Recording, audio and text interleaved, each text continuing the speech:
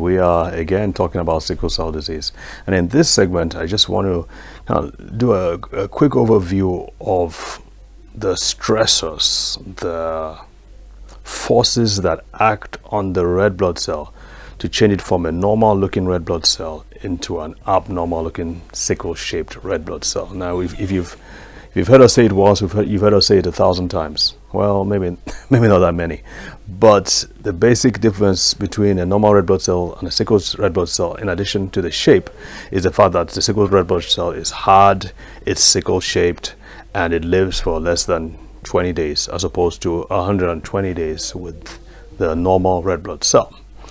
But here's the thing, when the red blood cell comes out of the bones where it is produced, it doesn't come out looking sickle shaped. It comes out looking normal shaped. It's when these factors that we're going to discuss on the board, is when these factors come into play that it's metamorphosis, kind of like when Bruce Banner changes into the Incredible Hulk, for instance. It's stress that caused emotional stress in his case, maybe physical stress as well, that made him change from Bruce Banner, the normal looking guy, to the Incredible Green Hulk. Well, in the same way, the red blood cell looks normal and it changes into a sickled shaped cell. Here are the factors, some of them. If there are toxins, everybody has toxins, but the red blood cell in the patient with sickle cell disease is more sensitive to them. Infections, that's a big one when we talk about immunity and boosting the immunity. In Nigeria and tropical countries especially, we are more prone to infections. That's why I think boosting immunity is especially important in black people and in tropical areas, because we are dealing with so many more things. Emotional stress. I've seen a lot of kids with who we are helping, supporting in the foundation, and they're doing well. Then all of a sudden they have to do exams and they get stressed. Maybe they don't drink their water like they should. They're trying to catch up, and boom, they have a crisis. Again, that's because of stress.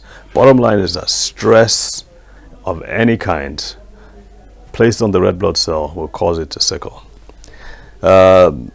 Dehydration. That's why when we had Sister on the Your Health in Your Hands, we had Sister Debola, who is 61 years old. She said the one thing that she would emphasize every sickle cell patient should do is that they should take water all day long.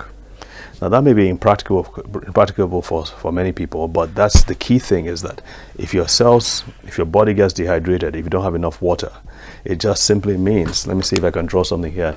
It simply means that when blood is flowing, if there's not enough volume, when it gets to the smaller, tinier blood vessels, those things could get blocked. So because of the sickle shaped cells. So having more blood will help to having more volume, and that comes by taking plenty of fluids, will help to push and dislodge the sickle shaped cell so that blood can continue to flow. And that's the first thing they do if a child has a crisis. The first thing the doctor needs to do is to admit that child, set a line, and give him a lot of fluids. Just let those fluids run.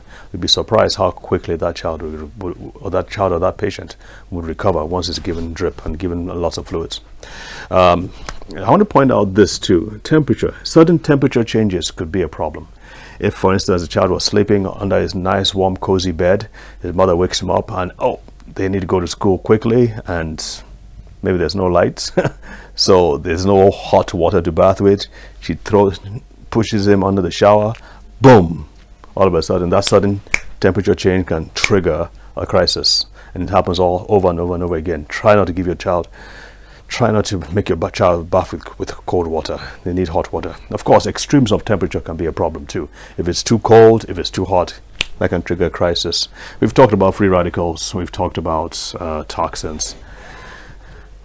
Blood has to flow. The key thing is that if the blood isn't flowing well for any reason, if there's any blockage, if the blood vessels are tiny, if they're constricted, they're not relaxed, especially in the smaller blood vessels, in the joints, in the guts, the child has a risk of getting a crisis. So watch out for those things.